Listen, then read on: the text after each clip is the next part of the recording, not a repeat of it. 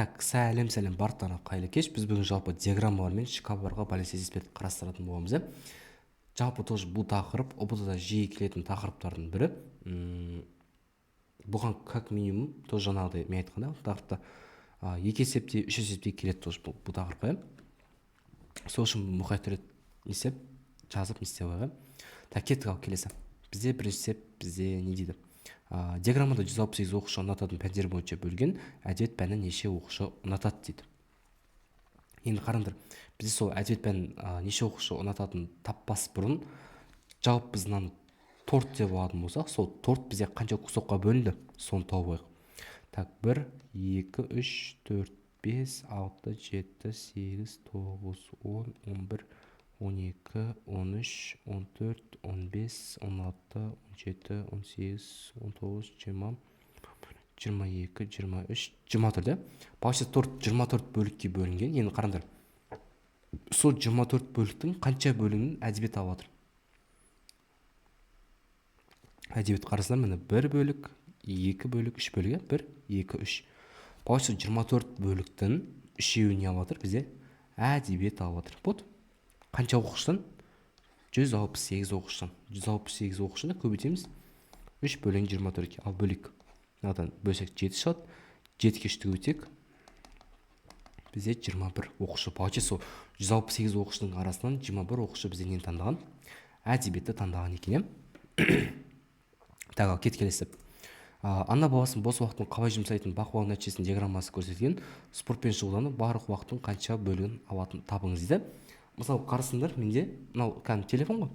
Осы телефонның бүкіл запчастары бар. Получается, толыққанды 100% ғой. Толыққанды 100%. Толыққанды 100%. Енді мысалы, бұның бір запчасын аладым болсақ, мысалы, камерасын алайық. Бүкіл камерасы, фронтальный камерасы болады, задний камерасы. Сол мысалы біз 15%-ын құрайды десек. Енді қарасар, спортпен шұғылдану қанша еткен бізге? 15%. Сол 15%-ын бөле саламыз осы жерде. Процентпен процент қысарып кетеді. 15 бөлінген 100, 5-ке қысартатын болсақ, 3 бөлінген 20. Сонда біздің жауабымыз осы А жауабына сәйкес келе салады екен осы жерде. Так, кеттік келесі. Бір аптада кассада киноға сатылған билеттер санының диаграммасы көрсетілген. Жоспар бойынша бір күнде 500 билет сатылуы тиіс дейді. Қай күндері жоспарланған билет санының жартысынан аз билеттер сатылды дейді. Енді қараңдар, бізде бір күнде 500 билет сатылатын болса, айтып тұр. Жоспарланған билеттер санының жартысынан аз. Почти 500-дің жартысы бізде 250-ден аз билеттер сатылды дейді. Қай күндер? Енді қарастар, бізде дүйсенбі күні 250 билет сатылған. Почти біз бұл күнді алмаймыз. Келесі, сейсенбі күні бізде 250 мен 300-дің арасы, почти осы екеуінің ортасы 275 деп алсақ. Мысал ретінде. Енді қарастар, бізде 250-ден төмен керек, бұны алмаймын. Так, сәрсенбіні қарайық. Сәрсенбі күні бізде 250-ден төмен, өткен 50 болып тұр біздің жер. Біздің осы сәрсенбімізге келіп тұр. Келесі. Бізде бейсенбі бізде тоже 250-ден төмен болып тұр. Тәші 250-ден төмен болып тұр. Осы саналады тоже. Жұма күні қарастар 350 бұны алмаймыз. Сенбі күні 450 билет сатылған, бұны алмаймыз. Жексенбі күні 300 билет сатылған, бұны алмаймыз. Осы получается бізде сәрсенбі мен бейсенбі күндері осы 250 билеттен аз сатылған екен. Вот, осы жауап болады бізде. Келесі. Суреттегі меңіздер қай санды көрсетіп тұр дейді. Жалпы бұл есепті шығару үшін біз бітеміз. Екі сандар берген ғой, мысалы. Мына екі сан беріп қойған. Получается, біз осы екі санды азайтамыз. Екі қараңдар. Мен осы жерде қаншаға бөлем?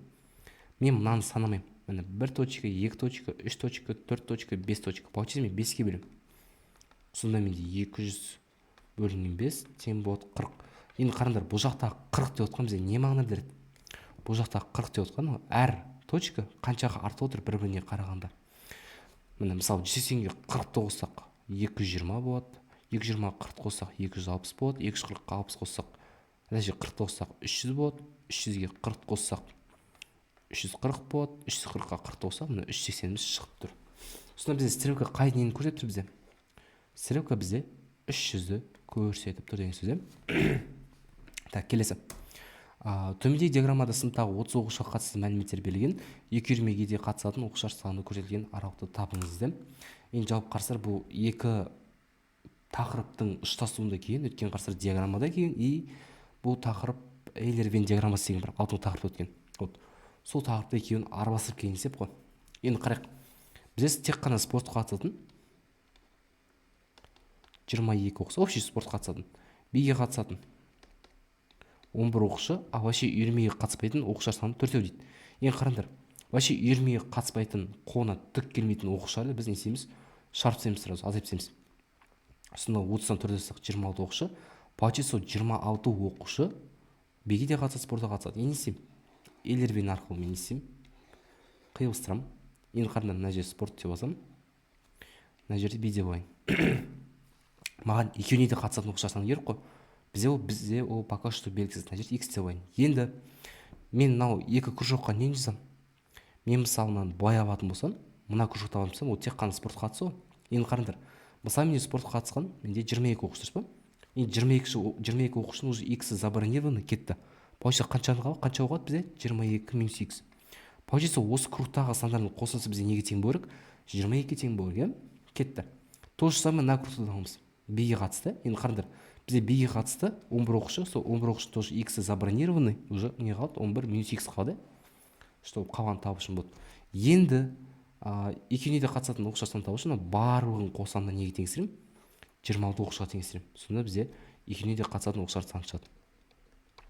22 минус x плюс 11 минус x тең болады 26-ға. Сонда қарастырам, мына екеуі қысқарып кетеді. 22 өмірді қоссақ 33 минус x тең болады 26-ға. Сонда x мәнін табу үшін біз 33-тен азайтамыз 26-на. X тең болады бізде 7. Енді қараңдар, бізде ол 7 деп отқан екі спортқа да қатысатын оқушылар саны. Енді қараңдар, бізде аралық сан тап дейді. Бізде қарасындар 12 мен 16-ның арасында 7 деген сан бар ма? 7 жоқ, бұны алып тастаймыз. 2 мен 12-ның арасында 7 бар ма? 7 бар, өткен қараса. 3, 4, 5, 6, 7. Біздің 7-міз бар. 8, 9, 10, 11 болды. Сонда біздің жауабымыз қайсы болды? Мынау болды. 10 мен 14-дің арасында 7 жоқ, 3 мен 5-дің арасында 7 жоқ болды. Сонда получается біздің жауабымыз осы В жауабы болады. Так, кет келесі. Ұжымдық шаруашылықта 60 гектар жердің дәнді дақылдардың пайыздық мөлшері дөңгелек диаграммада көрсетілген. Неше гектарына тары егілген дейді. Енді қараңдар. Общий 60 гектар. Ол біз 100% ғой. Тоже жаңағыдай. 100% болса, бізге қайсы береді? Тары. Бізде тары қарсылығы 20%. Тары 20% болса, бұны x деп алайық. X сонда пропорциямен шығарсамыз. 100x тең болады 60 көбейткен 20. 100x тең болады 1200. X тең болады бізде 12 гектар. Получается бізде сол 60 гектардың 20%, яғни сол 12 гектарға не егілген? Тары егілген деген сөз. Осы. Так, келесі. Төменде диаграммада 3 оқушының математика пәнінен олимпиадаға қатысып, берілген 12 есептің нешеуін шығарғаны көрсетілген. Кем дегенде неше есепті 3 оқушыда шығарған табыңыз дейді. Мынау таза енді сәл қиындау есепті. Жалпы біз бұл жерде бітеміз. Жалпы бізде сол оқушыларға 12 есеп берілген болса, әр қайсы қанша есеп шығармады соны көреміз. Мысалы қарасаңыз Нұрбол берілген 12 есептің 10 есебін шығарған қанша есебі қалады? 2 есебі қалады. Так, аутсайдер бізде 12 есептің 7-ін шығарған қанша қалады? Азайтып жіберсек, 12-ден 7 алсақ бізде 5 болады. То же самое Жанерке бізде 9 есеп 12 есептен шығарған, получается қалған остаток бізде 3 есебі. Получается кем дегенде неше есепті 3 оқушы шығарған табу үшін мен не істеймін? Шығарылмаған есептер санын қосамын да. Общий есептер санын азайтып. Вот 2. Вот. Снова бізде жауабы С болады деген сол. Так, короче, бұның логикасын андай ғой, қалай түсіндірсем болады сіздерге.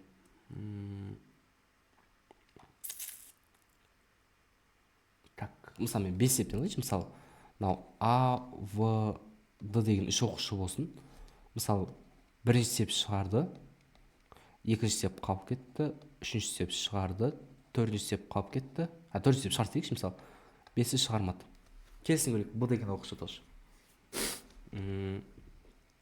Бірді шығармады, екіні шығармады, үшті шығарды, төртті шығармады, 5-і шығарды дейік. Вот. То же самое Д деген оқушы болса, бірді шығармады, екіні шығарды, үшті шығарды, төртті шығарды дейік. Вот. 5-і шығармады дейік. Енді қараңдар, осы шығарған есептер бойынша беріп қойған. Мысалы, кем дегенде неше оқушы осы 3 есеп неше есепті 3 оқуда шығарған тап дейді. Енді қараңдар, мысалы А деген оқушы берілген 5 есептің екеуін шығармаған, мына жақта Б деген оқушы берілген 2 есептің екеуін шығармаған. То же самое мынау Д деген оқушы берілген 2 есептің екеуін де шығармаған. Получится бізде шығармаған есептер саны қанша ол? 2-ке 3 қоссақ, қанша 2-ке 3 көбейтсек 6 есеп, вообще 6 есеп шықпаған. Қанша есептен? Бір есептен, точнее 5 есептен. Енді қараңдар, сонда 6 есептен 1 есепті 5 есепті десем, не получится? 1 есеп. Получится кем дегенде бір адам, точнее бір есепті дұрыс шығарған. Ол қарасыздар, қай есеп дұрыс бізде? Міне 3 міне бір есеп. Мағынасы осыда. Получится 12 есептің кем дегенде үшеуін де шығарған ғой сол есеп. Вот мағынасы осыда біз есептің. Тексеріп көрсетуге болады тоже. Так, кеттік келесіне. Суретте Павлодар қаласының 2012 жылдың желтоқсан айының 10 мен 25 күндері аралығында ауа райының орташа температурасы графигімен көрсетілген. Графикті пайдаланып, ауа райының орташа температурасы неше күн -30-тан төмен болғанын анықтаңыз дейді. Қандар, -30-тан төмен болса, сіздер мына жақтамайсыздар, мына жақта аласыңдар. Өйткені төмен болса, төмен қарай кете береді ғой. -30, -35, -40, -45 деп ше. Сосын қарасаң, -30-тан мына клеткадан төмен санды аламыз. Енді қараңдар, қанша күн болды бізде? 1 күн төмен, 2 күн, 3 күн, 4 күн, 5 күн, мынау 6 күн, 7 күн, 8 күн. Получается бізде 8 күн сол -30 градустан төмен болған, оңай түрде осыны белгілей салады екенбіз. Келесі. Суретте Өскемен қаласының 2012 жылдың желтоқсан айының 10 мен 25 күндері аралығында ауа райының орташа температурасы графигі көрсетілген. Графикті пайдаланып, ауа райының орташа температурасы -30-тан жоғары дейді. Қандай -30-тан жоғары болса, былай аласың, плюс қарай ұмтылып жатыр. Так, 1 күн, 2 күн, 3 күн, 4 күн, 5 күн, 6 күн, 7 күн, 8 күн, 9 күн. 9 күн -30-тан жоғары деген мынау А жауабы болады екен бізде. Так, келесі. Суретте меңіздер қай санды көрсетіп тұр? Тура жаңағыдай, басы мен аяғын азайтып тастаймыз да. Мынаны санамаймыз. 1 точка, 2 точка, 3 точка, 4 точка, мен 5 точка. 5-ке бөлем болады. Сонда 380 аспен 80 болады. 85-ке бөлсем менде 16. Получится әрқайсысы бізде қанша артады деген сөз? 16 артып отырды. Сонда 300-ге 16 қоссақ 332, оған 16 қоссақ 348 деп кетеді. Получается бізде стрелканы көрсетіп тұрған сан, ол бізде 348 деген сан бола салады екен осы жерде. Так, кеттік келесі. Суреттегі меңіздер қандай санды көрсетіп тұр? Тура жаңағыдай 420-дан азайтамын 320-ны. Қанша стрелканы көрсеткен? Так, мынаны санамаймын. 1, 2, 3, 4, 5, жаңағыдай 5-ке бөлем.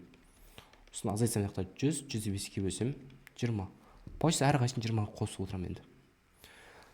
Так, 20-ны қоссам 340 болады. 340-қа 20-ны қоссам 360. Получится бізде стрелканы көрсетіп тұрған, ол бізде 360 деген мынау Д жауабы болады. Так, кеттік келесі.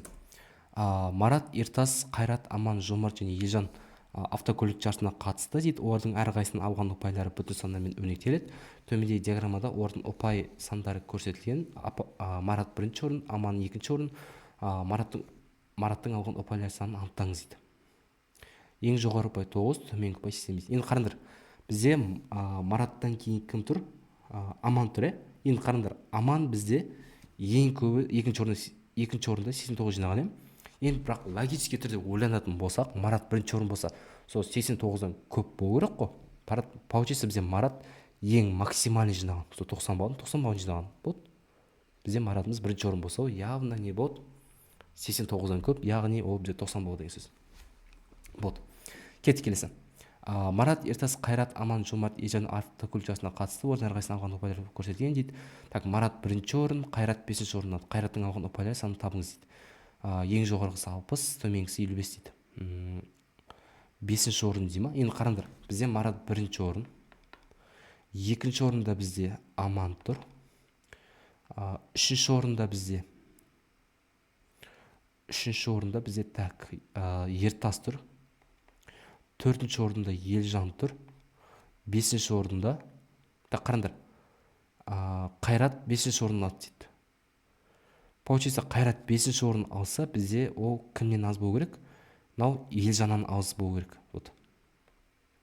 Қайраттікі жинаған қанша бол? 56 балл.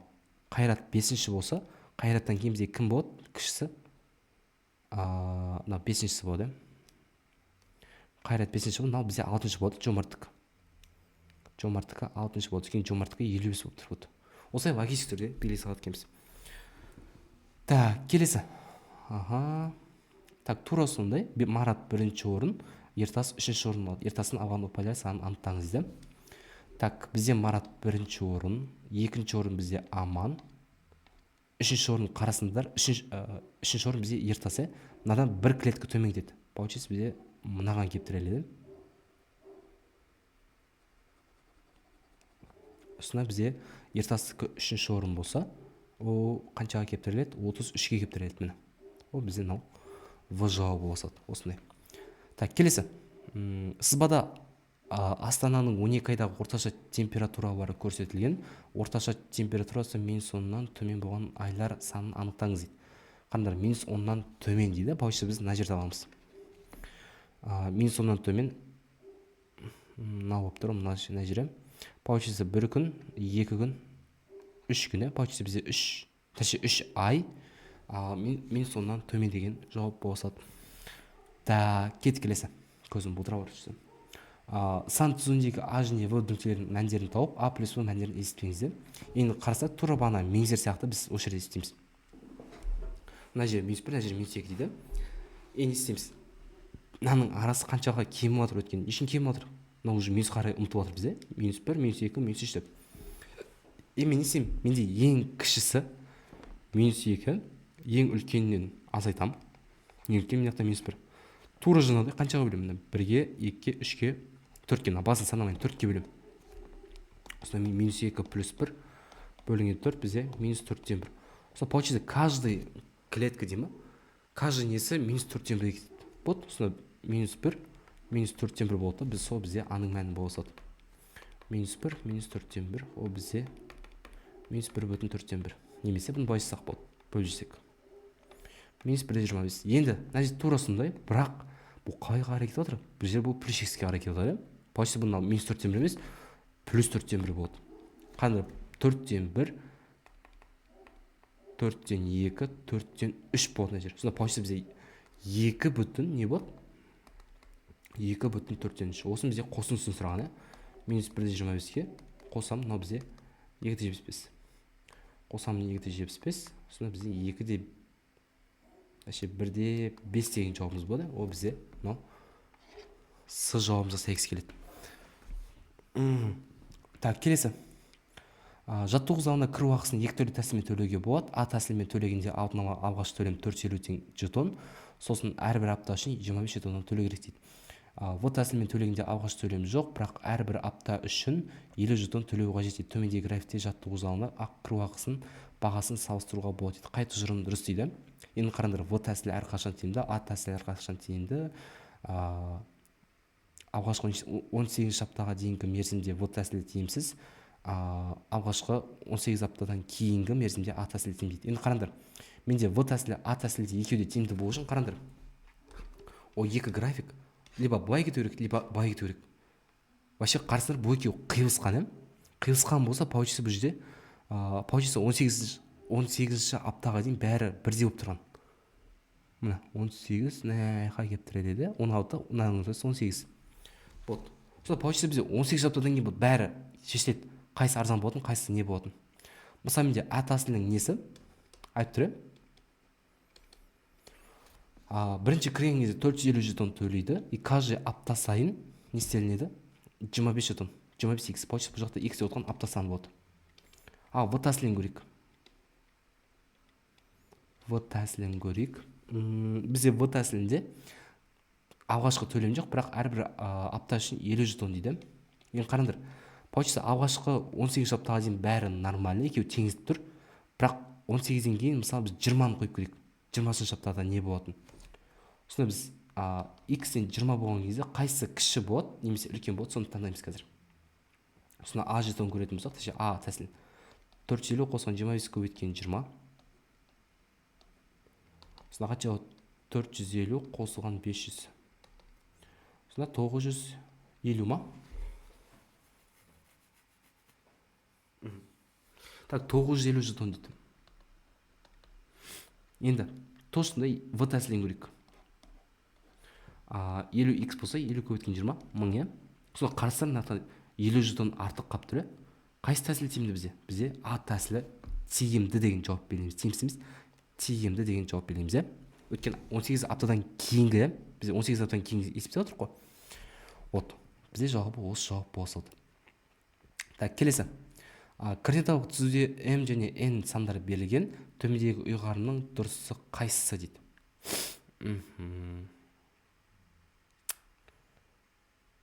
Ұйғарымның дұрысы қайсысы дейді. Мысалы қараңдар, менде n квадрат деп, мысалы бірден кейін қандай сан бар? Мысалы мен n-ді 2 деп алатын болсам, m-ді қарастар -1 мен 0-дің арасы. m-ді -4,5 деп алайын. Получается, осы стандартты қойып, қайсы тұжырым дұрыс, соны белгілеп көрейін. Мысалы n квадрат деп отқан бізде 2 квадрат 4 болады, -4,5 квадрат 0,5 болады. Бұл бізде абсолютно қате, мынау болмайды бізде. Келесін көрейік. m-ді бөлеміз n-ге, 0,5-ті бөлеміз 2-ге, бізде -4,5. Бізде әттір 0-ден жоғары сан шығу керек дейді. Бізде қарасар минус сан шығып кетті. Получается, бізде мына екінші вариантта қате болады деген сөз. Келесі. С дейді. Минус m 0,25 азайтамын 2, минус 2-де 5, минус 2-де 5. Бізде не шығу керек? 0-ден үлкен шығу керек дейді. Бұл да қате.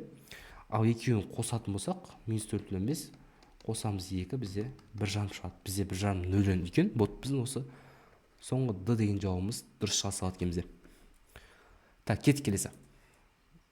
Бізде А 0-ден кіші, В А-дан кіші, А В-дан кіші, Б С-дан кіші, С Д-дан кіші дейді.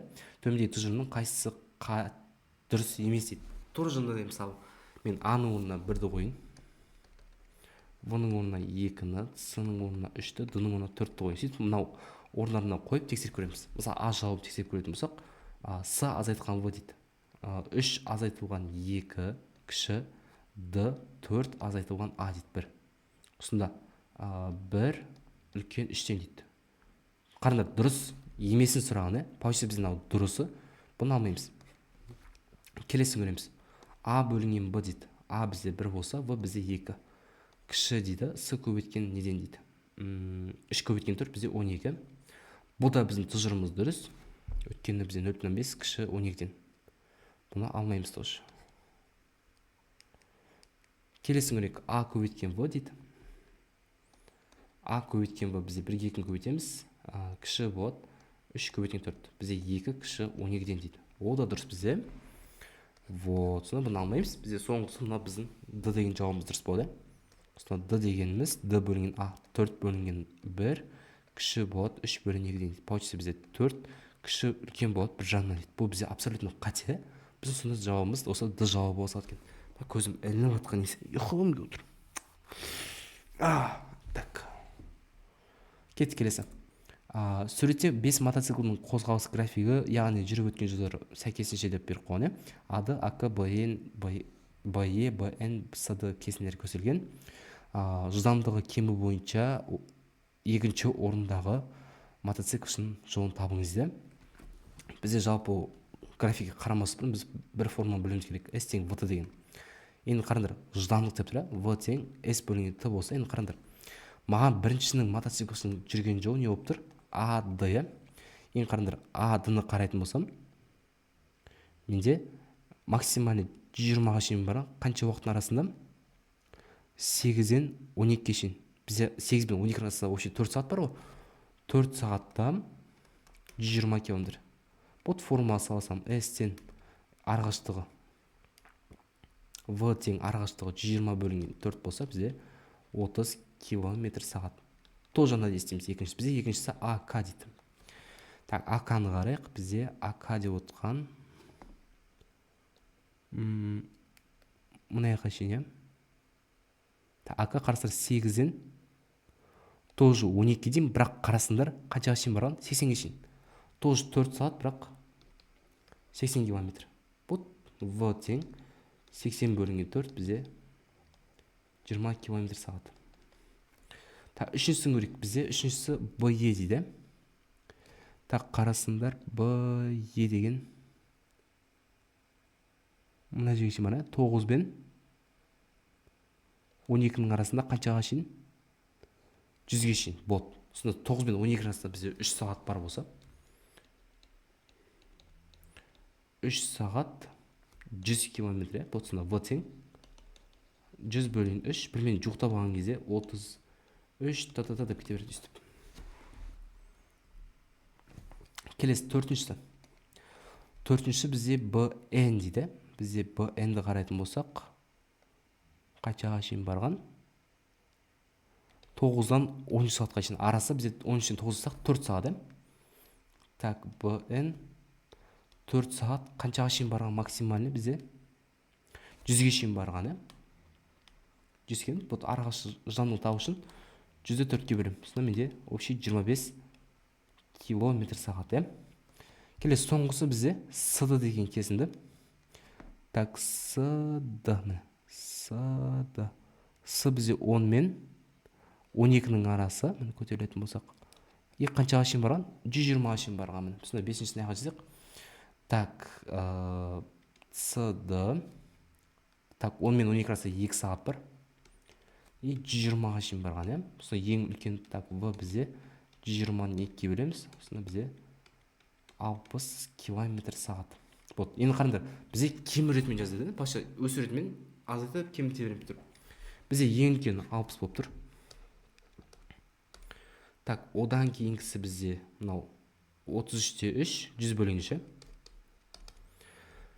Одан кейінгісі бізде келеміз. Өткен айтып тұр, жылдамдығының кемі бойынша екінші орындағы мотоциклшінің жолын табыңыз дейді. Ол бізде 100 бөлін 3 деп отырған қайсыған кеп тұр? Мынау BE кесіндісіне кеп тұр. Сонда біздің жауабымыз мынау С деген жауапқа кеп тұр. Если үшіншісін сұраса, осыдан кейін үшіншісін таба саламыз ғой. Ол бізде мынау 30 ба? 30 болады, сосын 25 болады, сосын 20 болады. Ең кішісін тап десе 60 белгілейміз, ең үлкен тапса жылдамдығын 60 белгілейміз болады. Так, келесі. Координаталық түзуде М және N сандар белгіленген. Төмендегі ұйғарымның қайсысы дұрысы, қайсысы дейді. Енді қарайық. Тура жаңағыдай біз М-ді -4,5 деп қояйық. N тең 2 деп қояйық. Осыны орнына қойып тексеріп көрейік. Так, 2-ның квадраты 4 болады. Мынақтан 0,25 болады. Қарсы бізде дұрысты сұрап тұр. Мынау қатесі. Так, екеуін азайтқан кезде 0 үлкен сан болады. 0,25 азайтқан 2. Бізде -2 жарым шықты. Бізде -2 жарым 0-ден үлкен емес. Бойынша бұл жауапты қате. Келесін көрейік. С М0,5 N2 мынау -0,25. Бізде ол 0-ден үлкен, 0-ден кіші деп тұр. Вот біздің жауабымыз осы. Дұрыс болады. Бізде N деп отқан. Так, 2 үлкен -4,5-тен. Жоқ. Бұл да қате тұш. Біздің жауабымыз осы С жауабы осы. Так, келесі. Суретте 5 мотоциклшінің графигі көрсеткен. Жылдамдығының үшінші орындағы мотоциклшінің жолын табыңыз дейді. Так, тура жаңағыдай график ба бұны? Или басқасы ма бұл? Так, бірдей екен, Енді қараңдар, үшінші жылдамдығы бойынша үшінші орында. Так, жылдамдығы бойынша үшінші орында тұрған қарсыңдар. Ол 30, 30 деп тұрған қайсына келеді бізге? 30 деп тұрған мынау А-дыға келеді, бұд. Соны шығармайық, осын белгісақ бұд. Так, келесі. Егер X үлкен Y-тан болса, онда төмендегі теңестерін тура болатын таңдаңыз дейді. Тура жағдай, мысалы, мен X 2 деп болатын болсам, Y-ті 1 деп болайын. Бізде 2 1-ден үлкен ғой, болды, кетті. Сонда 1 бөлін 4 үлкен 2 бөлін 4-тен дейді.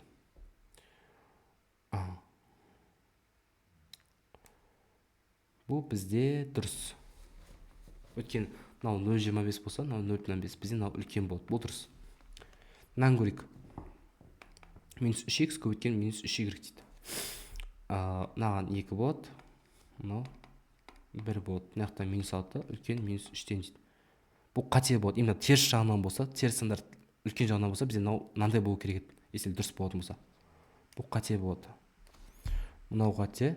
Бұл қалғандардың бәрі қате болады бізде. Сол біздің дұрысымыз мынау А жауабы болса бізде. Так, келесі. Көре саламыз мынаны. Көре салайық, уақыт бар ғой. Так, 1 бөлінген 5, x'іміз 2 ғой. Үлкен минус 1 бөлінген 5-тен. 5-ге көбейтіп жіберетін болсақ, 2 жағы минус 2, кіші үлкен 1-ден дейді.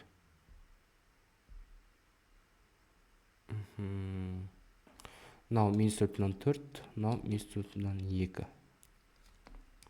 Мынау да келіп тұр что-то. Интересно. Ойбай, көрдің ба? Шатасып кеттім мен мына жақта. Мына жақта біз x орнына 2 болу керек. Мына жақта 1 болу керек. Көргеніміз жақсы болды. Так, сонда бұл бізде қате болады бізде, көрдің ба?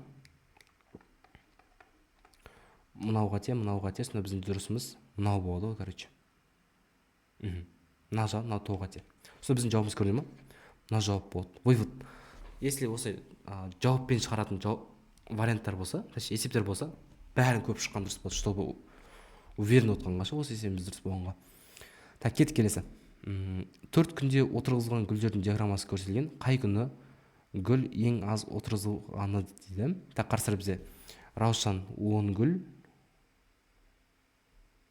Мына жақта білмеймін қанша болып тұр. Ненің жартысы шығар, сол 10 мен 15-дің жартысы шығар. Примерно 12 деп қояйықшы. 10-ға 12-ні қосамыз 22.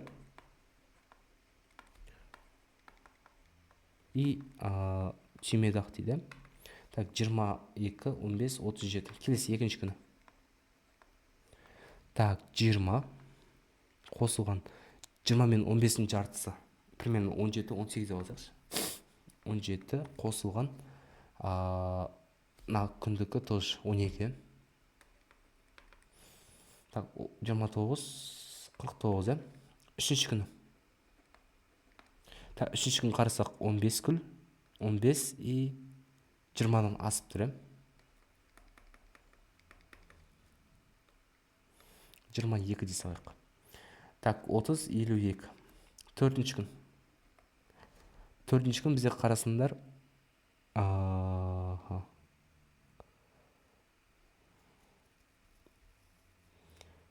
Так, примерно наны 4 бөлікке бөлген болсын да. 1 бөлік, 2 бөлік, 1, 2, 3, 4-ке бөлген ғой.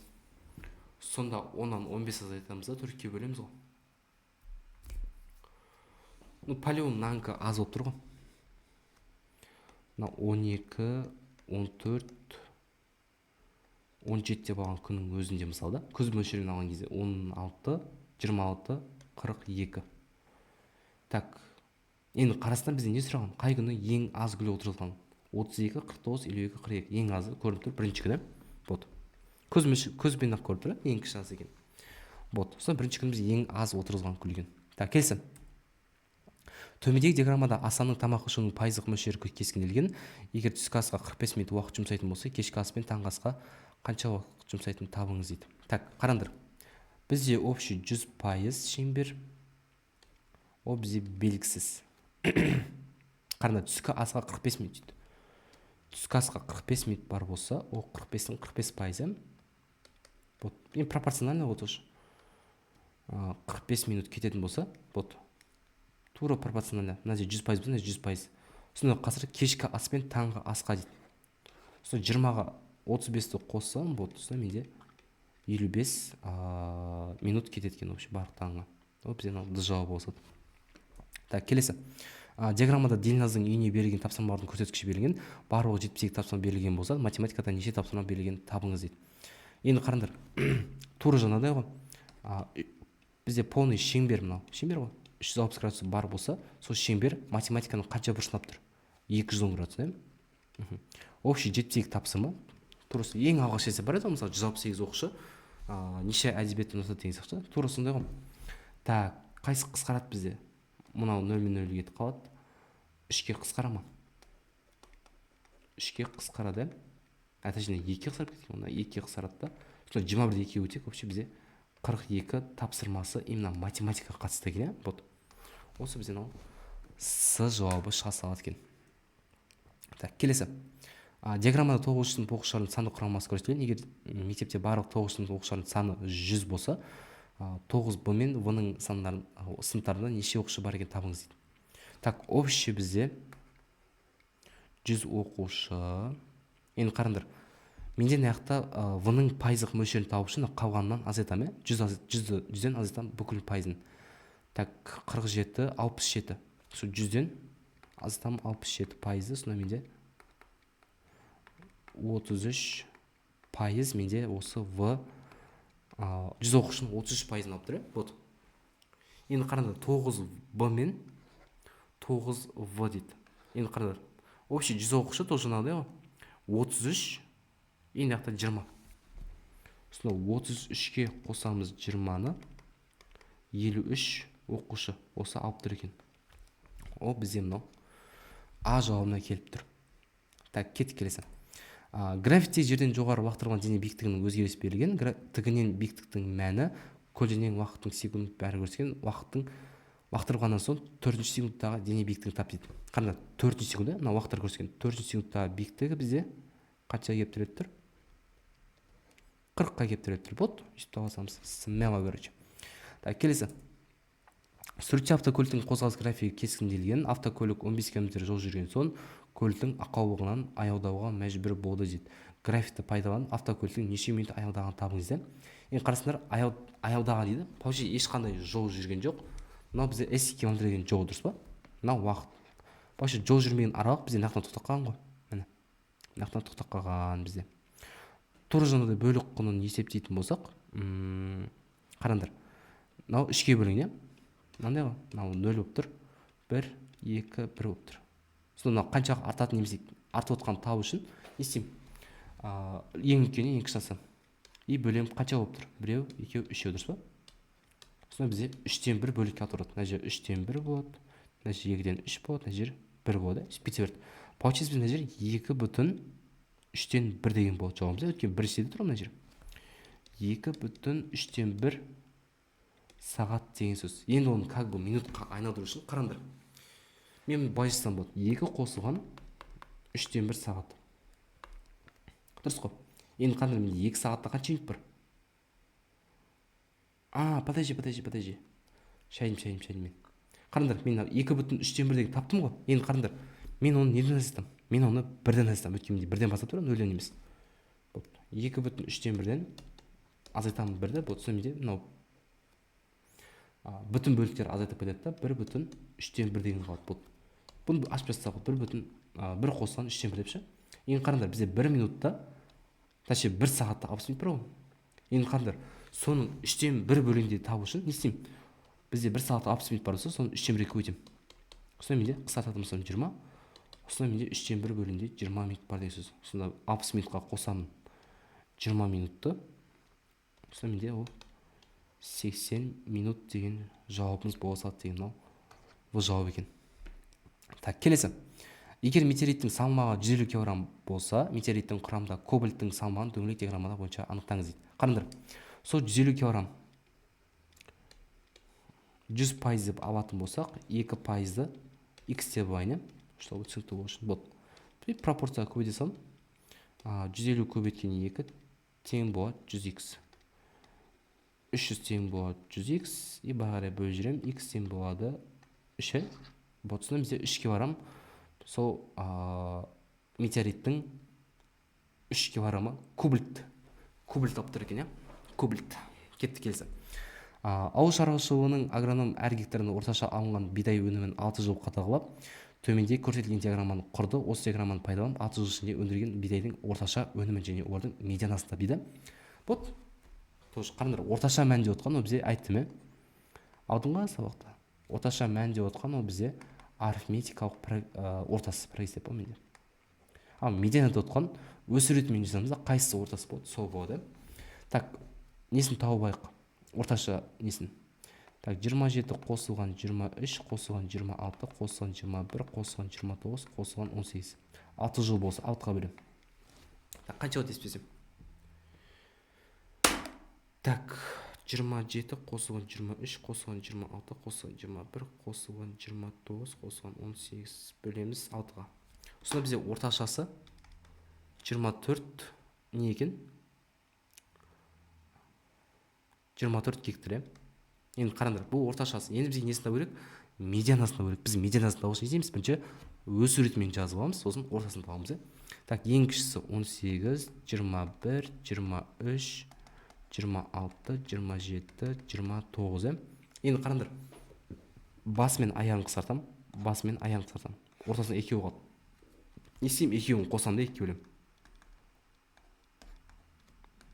49 2 бөлсем 24,5 болады.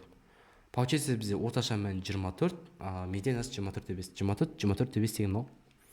Жалғыз С ғана жауабына келіп тұр. Так, кеттік келесі. Сан түсіндегі А және В нүктелерінің мәндерін тауып, модуль С қосылған Д өнегінің мәнін тап дейді. Тура жаңағыдай бөлік қой дейсіз ғой. Қарасыңдар міне.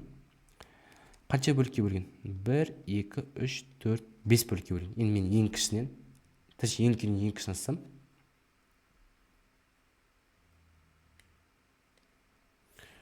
-1, -2, -1 болса, так, не болады менде? Бөлем 2-ке, бөлем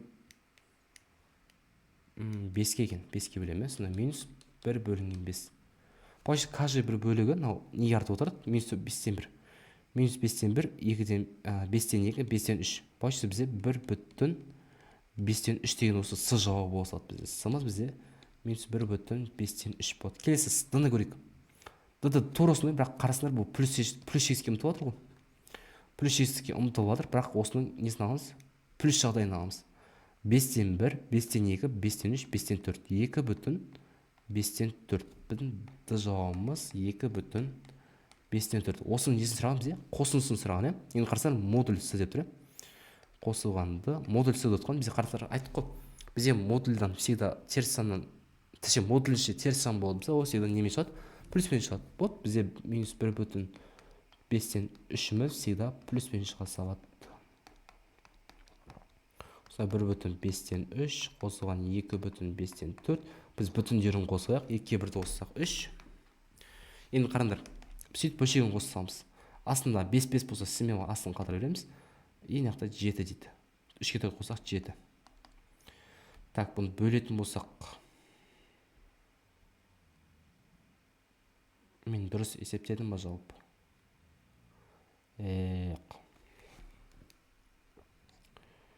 Так, 1, 2, 3, 4, 5.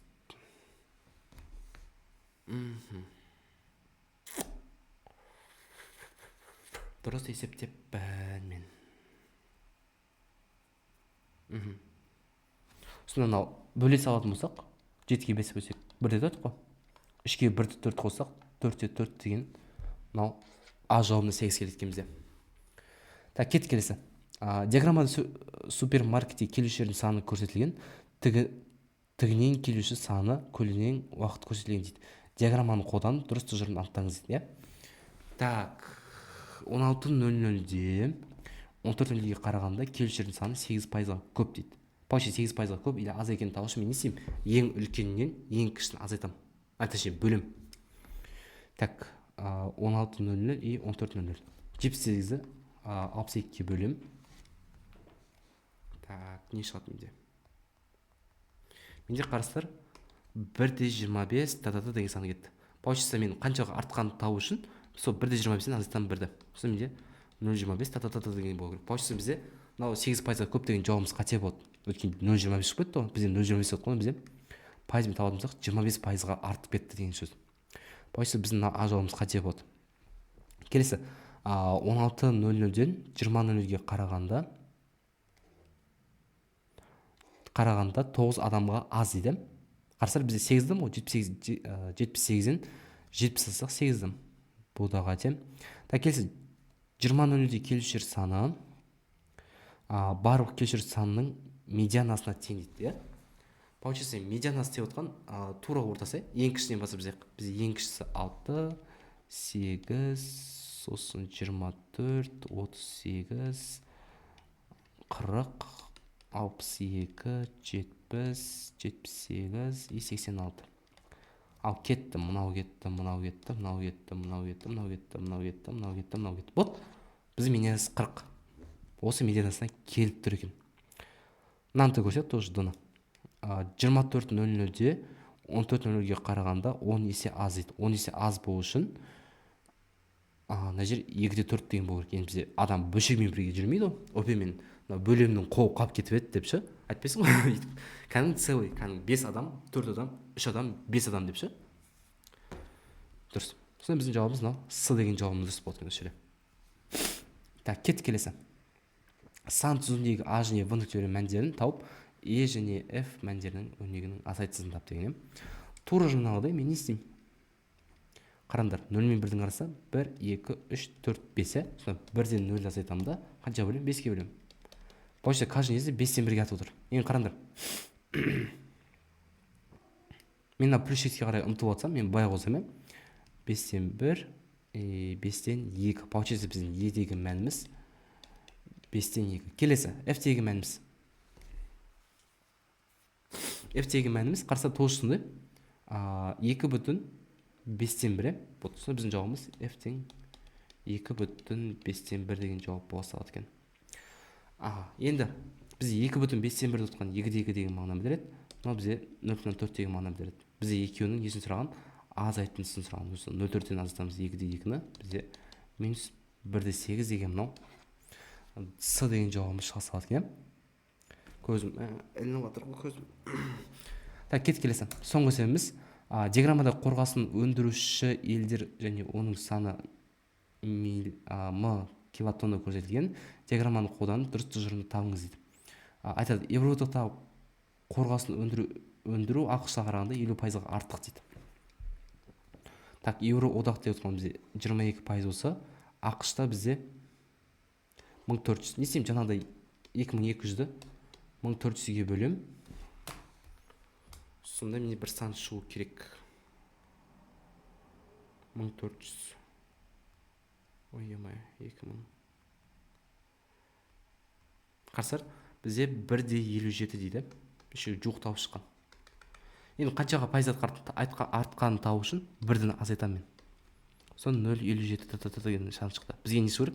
50%-ға артық дейді. Жоқ, бізге ровно сан керек қой. 50%-дан көп десе, бұны ала берсе болады. Если 50%-ға артық четкий сан берсе, болады. Бұны алмаймыз. Бұл қате болады. Кетті келесі. Бұны көрейік. Айтады, бұда оңтүстік Кореяда отқан бізде мынау 600. Украинаға қарағанда 50%-ға артты. Не істеймін? Ең үлкен ең кішісін бөлем. 1,5 шығады болады. 1,5-нан 1 дайсақ, бізде 0,5, бізде 0,5 отқан 50%. Вот 50%-ға артық, четко деген мынау осы әдемі кепті, мынау в жауабы болсады. Мынаны көрсек қалған оңтүстік Корея мен Қазақстан дейді. Оңтүстік Корея мен Қазақстан 50%-ға артық дейді. Ол көрініп тұрған жоқ. 600-ді бөлеміз 550-ге.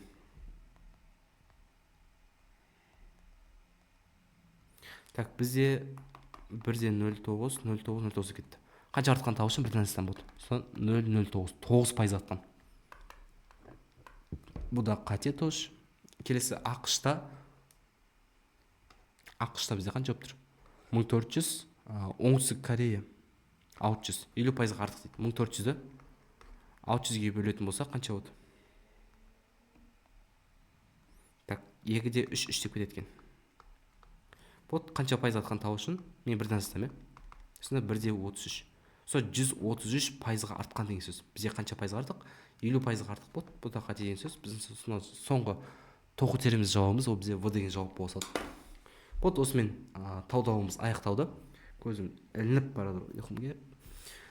Так, аяқталды. Вот осымен қоштаспаймыз. Келесі уақытта көрісейікше, аман саулықта.